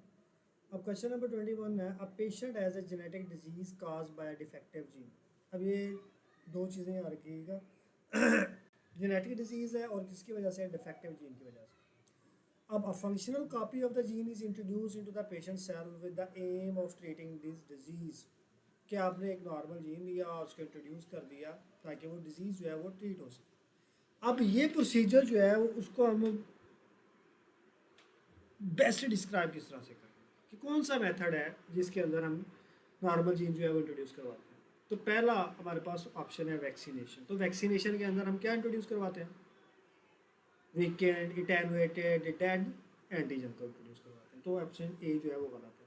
हाँ, बीटा ऑप्शन जो है जिसमें क्या है? Gene therapy. अब जीन थेरापी की डेफिनेशन देखें तो उसमें हम डिफेक्टिव जीन को रिप्लेस कर रहे होते हैं किसके साथ? नॉर्मल जीन के साथ। तो आंसर होगा हमारा बीटा। अगर हम चार्ली की तरफ देखते हैं मोनोक्लोनल एंटीबॉडीज़ की प्रोडक्शन के अंदर, तो हम जीन इंट्रोड्यूस कर रहे हैं पेशेंट के सेल के अंदर, तो वो मोनोक्लोनल एंटीबॉडीज प्रोडक्शन के स्टेप के अंदर भी आता है। इसी तरह प्रोब हाइब्रिडाइजेशन है, तो प्रोब हाइब्रिडाइजेशन के जरिए हम क्या करते हैं? किसी भी डीएनए को डिटेक्ट करते हैं। तो वो डिटेक्शन का मेथड है, डिजीज़ को ट्रीट करने का मेथड नहीं। तो क्वेश्चन नंबर 21 जो है उसका जो आंसर हमारे पास मिलता है वो बीटा है, जीन थेरापी। अब चलते हैं क्वेश्चन नंबर 22 की तरफ। विच situation represent x Vivo gene therapy. अब हमारे पास दो तरह की जीन थेरापीज होती हैं, एक्स वीवो और इन वीवो। अब यहाँ पर एक्स वीवो जीन थेरापी के बारे में पूछा गया है, तो हम इसको देखते हैं कि इसमें ऑप्शन 1 जो है वो हमारे पास क्या है कि therapeutic gene is delivered directly into the patient body using a vector. ठीक है, तो अगर आप डायरेक्टली पेशेंट की बॉडी के अंदर जो है वो यूज़ कर रहे हैं, उसको स्प्रे कर रहे हैं, तो वो एक्स वीवो नहीं होता। तो हमारा ऑप्शन ए जो है वो गलत है। अब एक्स वीवो के अंदर क्या होता है कि वो जो सेल्स होते हैं वो हम किसी भी पेशेंट की बॉडी से रिमूव करते हैं, ठीक है, उसको जेनेटिकली मॉडिफाई किया जाता है लैब के अंदर और देन उसको इनकॉर्पोरेट कर दिया जाए वापस उस पर्सन के अंदर। तो यहाँ पे हमने डायरेक्टली स्प्रे किया, तो ये ऑप्शन गलत होगा। बीटा है कि a gene is introduce into the yeast cell to produce an antigen. ठीक है, अब यीस्ट सेल के अंदर इंट्रोड्यूस करेंगे और एंटीजन प्रोड्यूस करेगा, तो वो एंटीजन तो यूज़ नहीं हो सकता। जीन थेरापी के अंदर हमने क्या करना है? डिफेक्टिव जीन को नॉर्मल जीन के साथ रिप्लेस करना है। तो बीटा ऑप्शन भी जो है वो गलत है। अब इसका ऑप्शन थर्ड है Charlie. Cells are remove from patient, genetically modify in the laboratory and return to the patient, तो ये उसका करेक्ट आंसर होगा। डेल्टा की तरफ देखते हैं। A vaccine is injected into the blood supply, अगर हम वैक्सीन इंजेक्ट कर रहे हैं तो वो वैक्सीनेशन का प्रोसेस है, तो वो एंटीबॉडीज़ प्रोड्यूस करेगा। ठीक है, तो जीन थेरापी जो है वो हम यूज़ करते हैं अगेंस्ट जेनेटिक डिजीज़ के अंदर डिफेक्टिव जीन के अगेंस्ट। तो ये जो वैक्सीन है ये किसी भी पैथोजन के अगेंस्ट जो है वो हम यूज़ कर रहे होते हैं। तो क्वेश्चन नंबर 22 का करेक्ट आंसर है चार्ली। अब हम चलते हैं क्वेश्चन नंबर 23 की तरफ। कहता है जी, a patient undergo a procedure in which cell are first removed, वही कि बॉडी से रिमूव हुए, जेनेटिकली उसको करेक्शन किया गया लेबॉर्ट्री के अंदर और उसको सब्सिक्वेंटली वापस बॉडी के अंदर लगा दिया गया। अगर same therapeutic gene were instead delivered directly into the patient body, अगर सेम आप जीन लेते हैं और डायरेक्टली पेशेंट की बॉडी के अंदर जो है वो आप उसको इंट्रोड्यूस करवा देते हैं, तो उस ट्रीटमेंट को हम क्या कहेंगे? Question number 33। तो वो कहलाता है in vivo gene therapy. Directly कर रहे हैं तो इन वीवो, अगर आप सेल रिमूव करके फिर उसको क्या करते हैं, ट्रीट करते हैं, जेनेटिक मटेरियल चेंज करते हैं, मॉडिफाई करते हैं और फिर उन सेल्स को वापस लगाया जाता है, तो वो एक्स वीवो कहलाता है। चार्ली जो ऑप्शन है मोनोक्लोनल एंटीबॉडी थेरापी, तो उसके अंदर डायरेक्ट मोनोक्लोनल एंटीबॉडी लगाते हैं, तो उसके अंदर हम ये जीन वगैरह जो है जेनेटिकली करेक्शन नहीं करते। डेल्टा है रिकम्बिनेट वैक्सीन प्रोडक्शन, तो उसके अगेंस्ट जो है वो हम लोगों ने पढ़ा रिकम्बिनेट डीएनए टेक्नोलॉजी के जरिए हम वैक्सीन की प्रोडक्शन करवाते हैं। वो एंटीजन प्रोड्यूस करता है, वो हम एंटीजन लगाते हैं, तो उसमें भी हम जीन इंट्रोड्यूस नहीं करते। तो इसका करेक्ट आंसर अल्फ़ा और बीटा में से होगा, तो अल्फ़ा जो है वो इसका करेक्ट आंसर होगा। क्लियर है बेटा? आगे चलते हैं जी क्वेश्चन नंबर 24 की तरफ। अब क्वेश्चन नंबर 24 जो है a patient with cystic fibrosis, आपको वो मैडम ने बताया है कि इसमें क्लोराइड की वजह से जो इसमें ग्लूकोज थिक हो जाता है, affecting the CFTR gene, why can introduction of a functional CFTR gene potentially improve the condition. अब अगर हम सिस्टिक फाइब्रोसिस को देखते हैं तो इसमें CFTR जीन जो है वो नॉर्मल होता है। ठीक है, आप इसके ऑप्शन देखते हैं। पहला ऑप्शन है जी CFTR produce antibodies against bacteria, तो ऐसा नहीं होता।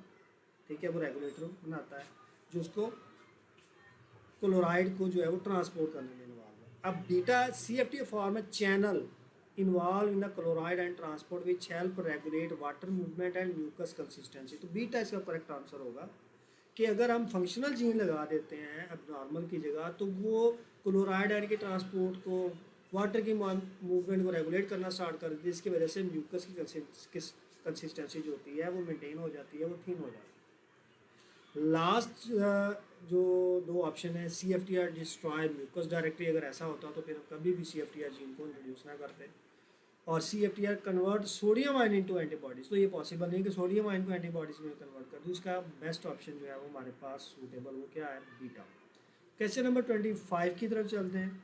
क्वेश्चन नंबर 25 है suppose functional CFTR gene is absent from the cell lining in the relevant tissue, which chain of event best match the mechanism, कि कैसे हुआ। अब इसमें हमारे पास पहला ऑप्शन जो है रिड्यूस्ड क्लोराइड ट्रांसपोर्ट, फिर उसकी वजह से वाटर की मूवमेंट जो है वो चेंज हो गई एंड देन म्यूकस थिक हो गया और एयर वेव जो है वो ऑब्स्ट्रक्ट होना स्टार्ट हो गया, जिसको हम क्या कहते हैं? Cystic fibrosis.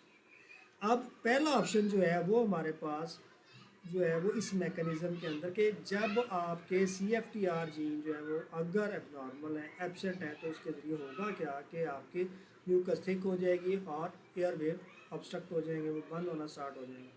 बाकी तीन ऑप्शन जो है एंटीबॉडी की प्रोडक्शन है, वैगएफ है, लॉस ऑफ माइलोमा सेल्स है, ये तीनों ऑप्शन जो है वो गलत है। तो हमने CFTR के प्रोसेस के अकॉर्डिंग देखना है कि उसमें क्या होता है। ठीक है बेटा? नेक्स्ट हम देखते हैं क्वेश्चन नंबर 26 है a patient with cystic fibrosis has unusual thick mucus in the air. ठीक है, कि उसके अंदर क्या है कि सिस्टिक फाइब्रोसिस की प्रोडक्शन जो है वो सिस्टिक फाइब्रेशन का पेशेंट है और उसकी म्यूकस थिक हो चुकी है। अब इससे हमारे पास डाटा अवेलेबल है कि म्यूकस थिक हो चुकी है, CFTR का पेशेंट है। अब कौन सी एक्सप्लेनेशन जो है वो डायरेक्टली एसोसिएट करती है इस कंडीशन के साथ? अगर हम पहला क्वेश्चन देखते हैं, पहला ऑप्शन देखते हैं, तो उसमें excessive production of the monoclonal antibodies, कि मोनोक्लोनल एंटीबॉडीज़ की प्रोडक्शन ज़्यादा हो जाएगी, तो बेटा जी CFTR या सिस्टिक फाइब्रोसिस के केस के अंदर मोनोक्लोनल एंटीबॉडीज का कोई लेना देना नहीं है, तो पहला ऑप्शन गलत है। सेकेंड अगर हम देखते हैं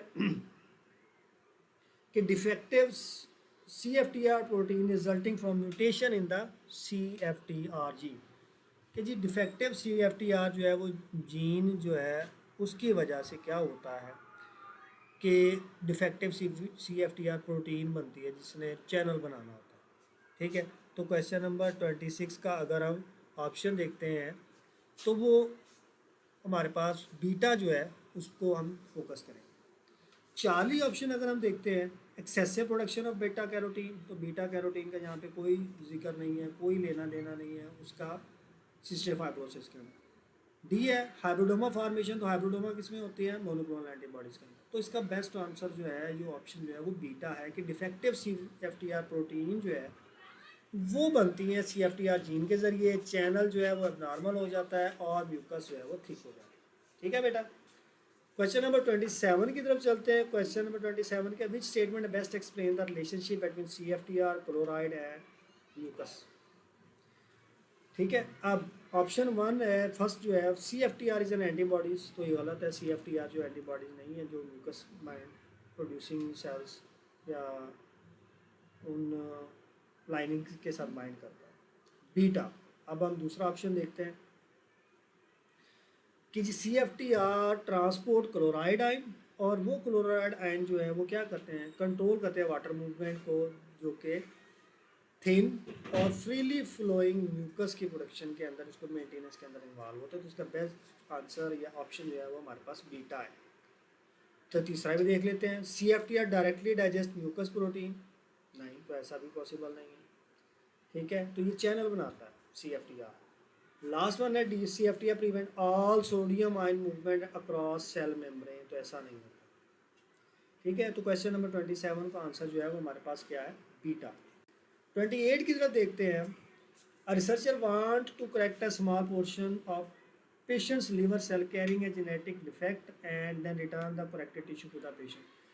क्लियर है, पेशेंट के लिवर सेल लिए, उसके अंदर जेनेटिक मॉडिफिकेशन की और उसको वापस पेशेंट के अंदर लगा दिया। अब इस जीन थेरापी की स्ट्रैटेजी को हम क्या कहेंगे?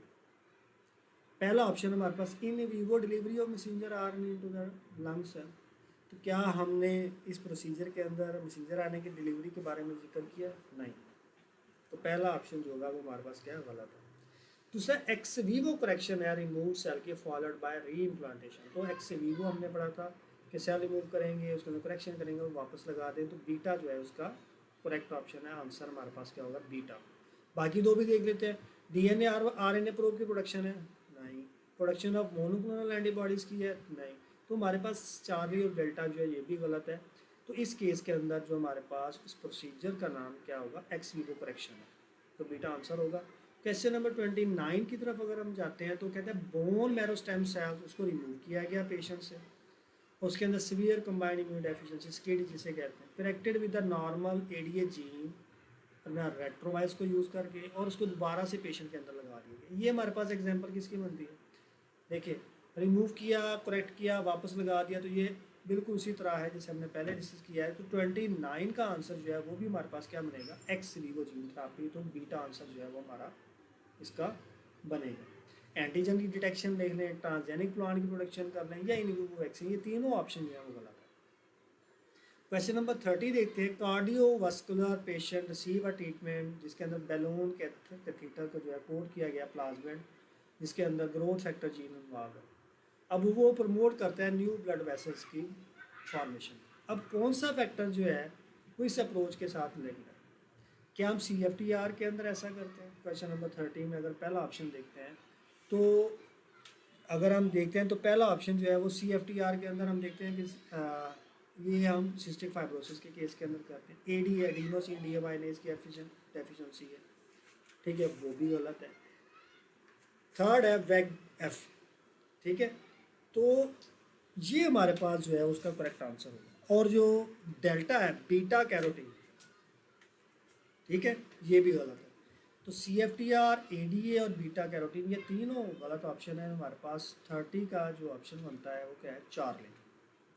अब हम आते हैं जी क्वेश्चन नंबर 31 की तरफ। बेटे कासिम, मैं आपको क्लियर कर दूं, और बेटा आज की इनकन्वीनियंस के लिए बहुत ज़्यादा माजरत, क्योंकि अभी थोड़ा सा ये फर्स्ट टाइम भी है और कुछ गैजेट्स भी, मार्कर का भी अरेंज होगा। हम पूरी कोशिश कर रहे हैं इसको अपडेट करने के लिए, लेकिन क्योंकि टाइम बहुत शॉर्ट था और हम ये चाह रहे थे कि स्टूडेंट्स को मैक्सिमम फैसिलिटेट कर सके, इसलिए हमने टाइम वेस्ट नहीं किया।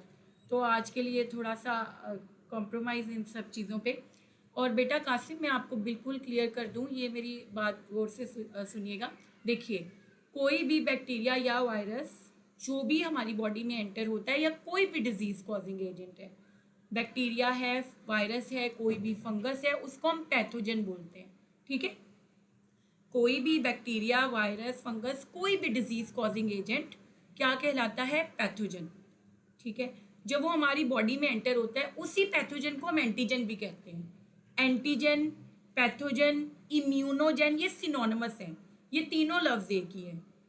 हमारी बॉडी इनसे लड़ने के लिए, ठीक है, इनको ख़त्म करने के लिए, इनको पकड़ने के लिए एंटीबॉडीज़ बनाती है। ठीक है, तो एंटीजन और एंटीबॉडीज़ दोनों मुख्तलिफ चीज़ें हैं। डिजीज़ कॉजिंग एजेंट को हम पैथोजन कहते हैं, या एंटीजन बोलते हैं, या इम्यूनोजन बोलते हैं। ठीक है, इनके खिलाफ हमारी बॉडी कुछ प्रोटीन बनाती है, जिन प्रोटीन्स को हम क्या बोलते हैं? एंटीबॉडीज़ या इम्यूनोग्लोबुलिन्स। ठीक है, वो क्या करते हैं? इन एंटीजन्स के साथ जाके बाइंड करते हैं, इनको पकड़ के ना फेगोसिटिक सेल्स के हवाले कर देते हैं कि इनको फेगोसाइटोज कर लो। ठीक है, तो ये आपकी एम्बिग्विटी थी, मैं मैसेज देख रही थी तो उसमें मैंने देखा, तो होप कि आपको क्लियर होगा। और पाक इंडियन, वो आई डोंट नो कि आपका नेम क्या है, मोनोक्लोनल एंटीबॉडीज़, आई होप कि आपको क्लियर हो गया होगा। अदरवाइज़ आप सर का लेक्चर सुन सकते हैं, डिटेल में है इसके बारे में, अगर कोई भी आपको प्रॉब्लम आती है। तो बेटे क्वेश्चन नंबर 31 है, which pairing correctly matches a disease with gene therapy approaches? Cystic fibrosis, functional CFTR gene delivered to lung cells, alpha. Hemophilia, beta है जी, hemophilia beta carotene producing gene delivering to plants. Cardiovascular disease, CFTR gene delivered to airway cells. Severe combined immunodeficiency, vascular endothelial growth factor, जिसको आप VEGF बोलते हैं। ठीक है, coated balloon catheter. तो आप ये देख लीजिए, यहाँ पर सिस्टिक फाइब्रोसिस मैच कर रहा है functional CFTR gene deliver to lung cells में। जो CFTR जीन होती है ना, वो बेसिकली आपके पास क्या होती है कि वो जो है वो ट्रांस मेम्ब्रेन कैरियर प्रोटीन्स, जिनको हम क्लोराइड आइंस का नाम देते हैं, क्लोराइड चैनल्स का नाम देते हैं, वो ये बनवाती है, ताकि क्लोराइड चैनल्स बने, जिनके ज़रिए जो है वो क्लोराइड आइंस को बाहर भेजें और उसके पीछे पीछे वाटर जाए और एक आपके पास थिन म्यूकस हमारा बने। तो ऑब्वियसली यहाँ पर सिर्फ, और हीमोफीलिया आपको पता है, हीमोफीलिया का मेन कॉज होता है क्लॉटिंग फैक्टर्स की डेफिशिएंसी। तो beta carotene producing gene deliver to plants, it's incorrect, वो तो उनके पिगमेंट्स हैं, प्लांट्स के पिगमेंट्स हैं। कार्डियोवास्कुलर डिजीज़ के अंदर हम वेस्कुलर एंडोथीलियल ग्रोथ फैक्टर की जीन इंसर्ट करते हैं, ये भी इनकरेक्ट हो गया। और स्वेयर कंबाइंड इम्यूनो डेफिशिएंसी में हम कौन सी बेटा करते हैं भला जीन? एडिनोसाइन डीअमाइनेज, ADA की जीन हम इंसर्ट करते हैं, क्योंकि ADA लिम्फोसाइट्स की मैच्योरिटी करवाता है और वो नहीं बन रहा होता स्किड के पेशेंट्स में। तो अल्फा ही आपको पता है, सही लग रहा है। Our treatment strategy aims to make healthy cancer cells more tolerant of chemotherapy or make cancer cells more vulnerable to chemotherapy. Which biotechnology application corresponds to this strategy? तो obviously it's gene therapy. Gene therapy में हम इस तरह की jeans insert करते हैं जो कि आपके नॉर्मल सेल्स को कॉम्पिटेंट बना देती हैं कि वो विथस्टैंड कर सकें कीमोथेरेपी को, और कैंसरियस सेल्स को वीक कर देती हैं ताकि वो जल्दी से कीमोथेरेपी से किल हो जाए। तो DNA और जो RNA प्रॉब्स हैं वो ट्रीटमेंट में यूज़ नहीं होते, ये ट्रीटमेंट की बात हो रही है, वो तो डिजीज़ डायग्नोसिस में यूज़ होते हैं। तो देखिए, आपको थोड़ा सा अगर आप अपनी माइंड की क्लैरिटी रखें ना, वहीं पे आप राइट आंसर आप पकड़ लेते हो। देखिए, डिजीज ये डायग्नोसिस है, ऊपर स्टेटमेंट में ट्रीटमेंट है, तो बीटा नहीं इसके साथ जा रहा। चार्ली वैक्सीन प्रोडक्शन है, ट्रीटमेंट की बात हो रही है, वैक्सीन ट्रीटमेंट नहीं होती, एक प्रिवेंटिव मेजर होता है डिजीज होने से रोकना, ये भी इनकरेक्ट है। और ट्रांसजेनिक प्लांट प्रोडक्शन भी इनकरेक्ट है।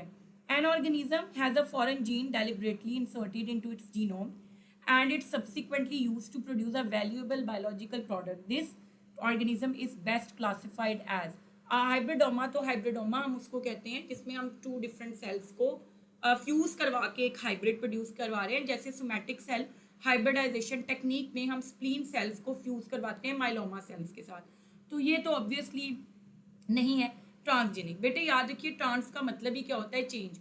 तो कोई भी ऐसा ऑर्गेनिज्म, इधर बैक्टीरिया और प्लांट और एनिमल, जिसके अंदर फॉरेन जीन इंसर्ट की गई है, हम उसको ट्रांसजेनिक ऑर्गेनिज्म का नाम देते हैं। तो ऑब्वियसली फॉर श्योर यहाँ पर आंसर जो है वो बीटा है, क्योंकि फॉरेन जीन उसके अंदर इंसर्ट की गई है। तो फॉरेन जीन अगर इंसर्ट की गई है किसी के भी जीनोम में, जीनोम को कहते हैं एंटायर जीनोम या entire genetic information of a cell, तो वो क्या कहलाएगी, उसके लिए हम ट्रांसजीनिक का वर्ड यूज़ करेंगे। और प्रॉब अगेन हम डिजीज डायग्नोसिस में यूज़ करते हैं, और एटीन्यूएटेड पैथोजन यानी वीकेंड पैथोजन हम वैक्सीन में यूज़ करते हैं। तो बेटा beta is the only right choice here 33 में। 34, a researcher wants to obtain a valuable human protein from an engineered animal. Which principle of transgenic technology makes it possible?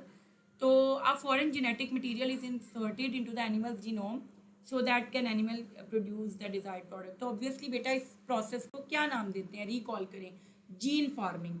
Gene farming के अंदर हम क्या करते हैं, जो फार्म एनिमल्स होते हैं उनमें उनके एग में जाइगोट लेवल पर हम अपनी फेवरेट जीन को इंट्रोड्यूस करवा सकते हैं वर्टेक्स मिक्सिंग के थ्रू, या फिर हम क्या कर सकते हैं, माइक्रो इंजेक्शन के एग में माइक्रो इंजेक्शन कर दें जीन का। अब क्या होगा, जब वो ग्रो करेगा ना तो उसके मिल्क में वो जो जीन है वो एक्सप्रेस होगी और वो उसके मिल्क में जीन अपीयर होना शुरू हो जाएगी। वो जो प्रोडक्ट है ना जीन का वो अपीयर होना शुरू हो जाएगा। और आपने ये भी पढ़ा है कि मिल्क की बजाय प्रोडक्ट को यूरिन में हासिल करना ज़्यादा बेटर है, और उसके लिए भी ट्रायल्स शुरू हो चुके हैं। ठीक है बेटा, तो यहाँ पर आंसर आप देख सकते हैं कि क्लियरली क्या बनेगा, अल्फा ही बनेगा। The animal is vaccinated with purified protein, तो ये बिल्कुल इससे इरेलीवेंट है, क्योंकि यहाँ पर आप देखिए ह्यूमन प्रोटीन आप हासिल कर रहे हैं एक जेनेटिकली इंजीनियर्ड एनिमल से। तो इसमें ये नहीं है कि आप एनिमल को वैक्सीन करें या एनिमल्स एंटीबॉडीज़ को आप फॉरेन जीन्स में कन्वर्ट करें, ये भी इनकरेक्ट है। और delta the animal is exposed to an inactive pathogen, ये भी इनकरेक्ट है। Which combination correctly represents the example of transgenic animal? Goat है, एंटीथ्रोम्बिन 3 उसके मिल्क में अपीयर होता है। काऊ है, बिल्कुल ये आप देख सकते हैं कि अल्फा ही, आपने लेक्चर भी सुना उसमें भी डिटेल में है कि गोट्स जो होते हैं उसके अंदर एंटीथ्रोम्बिन 3 प्रोड्यूस करवाया गया है, काउज में ह्यूमन लैक्टोफेरिन, और इसी जो मिल्क प्रोडक्शन में फैसिलिटेट करता है। माइस के अंदर जो है वो ह्यूमन ग्रोथ हार्मोन। तो ये आंसर अल्फा ही मैच कर रहा है as per text books, Federal की बुक से ये एमसीक्यू एज सच है। विच ये आ गया बेटा 36, अ transgenic plant is engineered with BT gene from bacillus thuringiensis, what is the intended benefit? तो बेटे ये भी आपके पास एग्जैक्ट बुक से लाइन उठाई गई है। Increase production of human growth hormone, production of a natural insecticide that provide paste resistance, beta. ठीक है, एज पर टेक्स्ट बुक आप ये देख सकते हैं कि जो नेचुरल इंसेक्टिसाइड है वो हम बेसिकली इससे हासिल करते हैं जो पेस्ट रेजिस्टेंस प्रोवाइड करता है। अब क्या होता है बेटा, कुछ प्लांट्स ऐसे होते हैं जो टॉक्सिन रिलीज करते हैं, वो टॉक्सिन्स क्या करते हैं, कोई भी इंसेक्ट जो उनको अटैक करता है ना उसको किल कर देते हैं। तो हम क्या करते हैं, इस तरह की जीन्स उन प्लांट्स पे भी इंट्रोड्यूस करवाते हैं जो टॉक्सिन नहीं बनाती, तो वो भी फिर टॉक्सिन प्रोड्यूस करने लगते हैं और वो टॉक्सिन रिलीज करते हैं। जब भी कोई इंसेक्ट उनको अटैक करने लगता है तो वो फिर वो केमिकल से मर जाते हैं। तो 37, suppose a crop is genetically engineered to tolerate a broad spectrum herbicide. ठीक है, which agricultural advantage would most directly result? Farmers could control weeds while resistant crop survives. ठीक है, the crop would automatically produce human antibodies, तो ऐसा नहीं है, वो automatically कैसे ही प्रोड्यूस कर सकती है। The crop would become resistant to every pathogen, आपने अभी उसके अंदर कोई जीन जब इंट्रोड्यूस नहीं अभी करवाई इस तरह की कोई, तो वो एवरी पैथोजन के खिलाफ तो नहीं रेजिस्टेंस रख सकती। The crop would produce CFTR, ये तो इरेलीवेंट है। तो alpha farmers could control weeds while the resistant crop survive. देखिए बेटी उन्होंने कहा कि एक क्रॉप है जिसको आपने जेनेटिकली इंजीनियर कर दिया है कि वो टॉलरेट कर सकती है एक ब्रॉड स्पेक्ट्रम हर्बिसाइड्स को। तो कौन सा एग्रीकल्चरल एडवांटेज जो है वो मोस्ट डायरेक्टली होगा कि फार्मर्स जो हैं वो क्या कर सकते हैं, could control weeds while resistant crop survives, जो रेजिस्टेंट क्रॉप्स हैं वो सर्वाइव करती हैं, वो बस वीड्स को कंट्रोल कर लें साथ साथ, तो क्रॉप्स को कोई इफेक्ट नहीं होगा उनकी प्रेजेंस से। फिर आता है बेटे 38, golden rice is an example of biotechnology aim primarily at pest resistant through BT toxins, herbicides resistance, improve food quality through production of beta carotene. Charlie, golden rice जो है वो बेसिकली बायोटेक्नोलॉजी प्रोडक्ट है जो कि food quality, ये ज़्यादा nutrition रखता है, न्यूट्रिटिव होता है, तो वो डेफिनेटली ये फूड क्वालिटी से रिलेटेड है। तो आंसर वुड बी चार्ली, और ह्यूमन प्रोटीन से इसका कोई भी ताल्लुक नहीं है। A scientist develops plant resistant to salt, drought and cold, which biotechnology objective is most directly represented? Stress tolerant. देखिए ये सारी चीज़ें, कोल्ड है, ड्रॉट है, सॉल्ट है, ये सारा कुछ प्लांट के लिए क्या होता है, ये सारी इन्वायरमेंटल कंडीशंस होती हैं जो कि प्लांट को बेसिकली फिजियोलॉजिकल स्ट्रेस के अंडर लेकर आती हैं। तो ऑब्वियसली अगर आप उनको इस तरीके से जेनेटिकली इंजीनियरिंग कर रहे हैं उनकी कि वो सारे फैक्टर्स को टॉलरेट कर सकती हैं, तो वो स्ट्रेस टॉलरेंस हो गई हैं, टॉलरेंट रखती हैं, अपने अंदर टॉलरेंस रखती हैं। बीटा, चार्ली और डेल्टा इससे बिल्कुल इरेलीवेंट है। A transgenic plant is engineered to produce a human hormone, antibody or clotting factor in its seed. The application is best described as. तो ऑब्वियसली अभी मैंने ऊपर भी जिक्र किया कि अगर आप जेनेटिकली इंजीनियर्ड ऑर्गेनिज्म से हासिल कर रहे हैं अपने प्रोडक्ट्स, या एनिमल से या प्लांट से, तो इसको हम क्या बोलते हैं? Gene farming. Beta, bio remediation क्या होता है? लिविंग इंडिविजुअल्स के यूज से या लिविंग ऑर्गेनिजम्स के इस्तेमाल से पॉल्यूटेंट्स को इन्वायरमेंट से क्लियर करना, डिग्रेड करना। डीएनए और आरएनए प्रॉबिंग उसमें डिजीज डायग्नोसिस में यूज होती है। और एंटीजन प्यूरिफिकेशन हम वैक्सीनेशन के लिए करते हैं। तो यहाँ पर आंसर बीटा है। बेटे मैंने थोड़ा इसलिए फास्ट पेस पे रखा है क्योंकि टाइम ऑलरेडी बहुत ज़्यादा हो गया आपका। अगर कोई भी क्वेश्चन है आप इसमें से पूछ सकते हैं, आई विल श्योरली आंसर।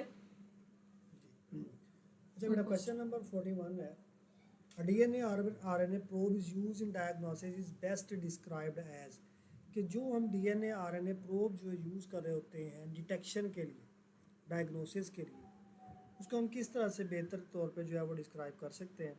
तो इसका अगर हम क्वेश्चन का ऑप्शन 1 देखते हैं, a label fragment of DNA और RNA जो कि बाइंड करता है कंप्लीमेंट्री टारगेट सीक्वेंस को, उसे हम DNA या RNA प्रोब कहते हैं। अब लेबल का मतलब क्या है कि वो जो न्यूक्लियोटाइड सीक्वेंस होता है ठीक है, वो उसके साथ या तो कोई ना कोई केमिकल या रेडियो एक्टिव मटीरियल जो है वो अटैच होता है, कि जब वो बाइंड कर जाता है तो वो ग्लो करता है, जिसको हम डिटेक्ट कर सकते हैं। तो इसका ऑप्शन जो होगा वो अल्फा आंसर होगा। बीटा देखते हैं, मोनोक्लोनल एंटीबॉडीज़ है, वो DNA RNA प्रोब के कैटेगरी के अंदर नहीं आती, वो डिफरेंट है। अनलेबल्ड फुल लेंथ स्टैंड, अगर जिन्होंने DNA का फुल लेंथ हम इसके अंदर यूज़ नहीं करते और ना ही अनलेबल्ड यूज़ करते हैं। डेल्टा की तरफ आते हैं, सिंथेटिक पेप्टाइड जिसको हम वैक्सीन के तौर पे यूज़ कर रहे हैं। तो वैक्सीन या वैक्सीनेशन जो है वो टोटल डिफरेंट है, वो प्रिवेंशन का मेथड है, और DNA RNA प्रोब जो है वो डिटेक्शन का। तो इसका आंसर क्या बनता है? अल्फा। अब देखते हैं question number 42, a DNA RNA probe is used to screen a patient sample for specific viral gene. The probe will successfully detect its target only if the probe sequence is complementary to the target viral sequence. तो ये इसका answer होगा। हमने पढ़ा है कि DNA और RNA probe जो है वो बाइंड करता है किसी भी DNA के साथ, कब? जब वो कम्प्लीमेंट्री होगा तभी बाइंड करेगा। अगर हम देखते हैं बीटा ऑप्शन आइडेंटिकल है तो सेम है, तो कभी भी बाइंड नहीं करेगा। थर्ड है, the probe carries no radioactive और फ्लोरेसेंट लेवल, तो ऐसा भी नहीं होता, तो उसमें रेडियो एक्टिव या फ्लोरेसेंट लेवल जो है वो कंपाउंड अटैच होता है, जिसकी वजह से हमें पता चल जाता है कि ये बाइंड हो गया है, ठीक है, डिटेक्शन हो जाती है। डी है, the probe is longer than 10,000 base pair, तो ऐसा नहीं होता, ठीक है, वो ओलिगोन्यूक्लियोटाइड सीक्वेंस होता है, ठीक है, 20 से 25 मैक्सिमम 30 न्यूक्लियोटाइड का, तो इतना ज़्यादा लेंथी जो है वो प्रोब नहीं होता। तो इसका आंसर क्या होगा? अल्फा। अगर हम देखते हैं जो क्वेश्चन नंबर 43 कहते हैं जी, DNA RNA probe particularly useful है प्रीनेटल डायग्नोसिस के अंदर because they can, option alpha जो है वो कहते हैं directly cure a genetic disorder before the birth, तो ये ट्रीटमेंट के लिए, क्योर के लिए यूज नहीं होता। Beta detect specific genetic sequence associated with the disease before birth, ठीक है, तो ये इसका आंसर हो सकता है। चार्ली देते हैं, replace the need of any genetic testing technology all together, क्या ये रिप्लेस कर देता है किसी भी जेनेटिक टेस्टिंग को? ठीक है, तो नहीं। अब डेल्टा है only function on adult tissue samples, तो ये भी गलत है। तो क्वेश्चन नंबर 43 का जो आंसर होगा वो हमारे पास क्या बनेगा? बीटा। अब हम आते हैं क्वेश्चन नंबर 44 पे। Recombinant DNA technology is used to produce therapeutic protein for treating diabetes, growth hormone deficiency, anaemia के लिए। अब ये जो प्रोडक्ट की कैटेगरी है उसको हम बेहतर तरीके से कैसे क्लासीफाइड कर सकते हैं। अब इसका ऑप्शन ए है मोनोक्लोनल एंटीबॉडीज़। ठीक है, तो मोनोक्लोनल एंटीबॉडीज़ के बारे में आपने पढ़ा है कि जी वो ट्रीटमेंट के लिए यूज़ होती हैं, नहीं वो तो डिटेक्शन के लिए यूज़ होती है।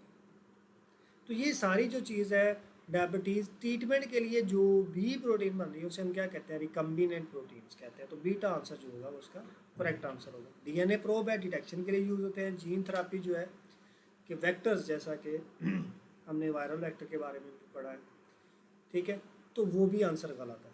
तो इसका आंसर क्या बनेगा, बीटा। अब 45 की तरफ आते हैं। Gene therapy as applied to condition such as cystic fibrosis, sickle cell anaemia works by, कि ये जो हम जीन थेरापी यूज़ करते हैं सिस्टिक फाइब्रोसिस और सिकल सेल एनीमिया के केस के अंदर, वो किस तरह से काम करती हैं। इसका आंसर पहला, अब ऑप्शन देते हैं प्रोड्यूसिंग एंटीबॉडीज, नहीं, रिप्लेसिंग और repairing the defected gene responsive for the disorder. तो ये इसका करेक्ट आंसर होगा कि हम रिपेयर करते हैं, रिप्लेस करते हैं डिफेक्टिव जीन को, किसमें, जीन थेरापी को। अब मोनोक्लोनल एंटीबॉडीज़ अगेन वो डिटेक्शन के लिए यूज़ होती है। वीकेंड पैथोजन है तो वो प्रिवेंशन का मेथड है जिसे हम वैक्सीनेशन कहते हैं। ठीक है, अब हम क्वेश्चन नंबर 46 देखते हैं। 46 के अंदर before recombinant factor 8 become available, haemophilia patient relied on donated blood which carried a significant risk of, कि जब ये फैक्टर 8 नहीं था तो हीमोफीलिया पेशेंट को जो है वो ब्लड डोनेट करते थे, वो नहीं लगता था। अब इसके अंदर सबसे ज़्यादा रिस्क किस चीज़ का था, तो अगर हम देखते हैं इसके आंसर में, तो हमारे पास पहला ऑप्शन जो है immune rejection due to in antibody incompatibility. ठीक है, तो अगर हम हीमोफीलिया के पेशेंट को ब्लड लगा रहे हैं तो डेफिनेटली वो कंपैटिबल होगा। ठीक है, रिजेक्शन जो होती है वो ट्रांसप्लांट के केस के अंदर होता है। तो पहला ऑप्शन जो है वो गलत है। अब कहते हैं transmission of infection such as I V, HIV जैसा कि है तो वो ट्रांसफ़र हो सकता है। आपने हेपेटाइटिस बी के बारे में भी पढ़ा, सी के बारे में भी पढ़ा, HIV के बारे में भी पढ़ा कि ये ब्लड के ज़रिए, खून के ज़रिए ट्रांसफ़र हो जाता है, तो इसके ट्रांसमिट होने के चांसेस बहुत ज़्यादा होते हैं। तो ये सबसे बड़ा रिस्क था। Excessive clotting due to protein overdose, ये भी गलत है। Allergic reaction to yeast protein, अब यीस्ट हम इसमें यूज़ ही नहीं करें, तो ये भी आंसर जो है वो गलत है। तो हमारे पास ऑप्शन क्या बनेगा, बीटा।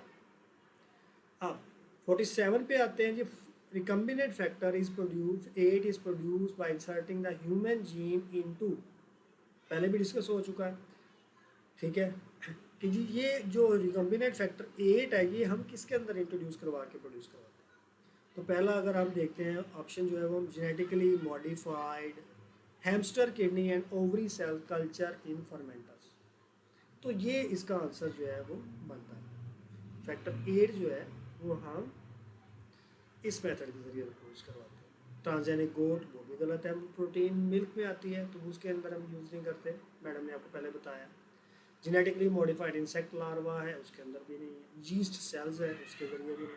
तो रिकम्बिनेंट फैक्टर 8 जो है, ठीक है, वो ऑप्शन ए के ज़रिए जो है वो प्रोड्यूस किया जाता है। अब क्वेश्चन नंबर 48 पे आते हैं। Which pairing correctly match a therapeutic protein with its transgenic production source as describe, कौन सा पेयर जो है वो थेरापेटिक प्रोटीन के साथ करेक्टली मैच कर रहा है। पहला है एडिनोसिन डीएमाइनेज, तो ट्रांसजेनिक गोट्स के अंदर क्या होता है, नहीं, गलत है। ह्यूमन एंटीथ्रोम्बन, ये ट्रांसजेनिक गोट के अंदर प्रोड्यूस होता है और वो कहाँ पे आता है, मिल्क के अंदर सिक्रेट होता है। तो बीटा इसका करेक्ट जो है वो आंसर होगा।